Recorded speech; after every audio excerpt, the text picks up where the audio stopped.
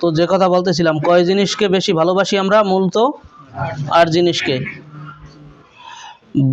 আমাদের মা বাবা, ছেলে সন্তান, ভাই, স্ত্রী, আত্মীয় স্বজন, মাল সম্পদ, এরপর কি ব্যবসা বাণিজ্য, এবং ঘর বাড়ি। অমাসাকিনা তারদাউনাহা, ওই ঘর বাড়ি যেটাকে আমরা বেশি ভালোবাসি। আহাব্বা ইলাইকুম মিনাল্লাহি ওয়া রাসূলিহি ওয়া জিহাদিন ফি সাবিলি।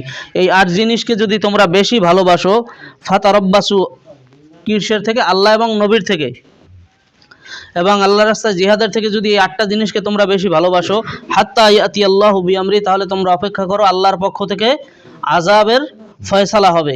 তোমাদের উপরে কি হবে? আযাবের ফয়সালা হবে, বিভিন্ন আকারে আযাব হবে।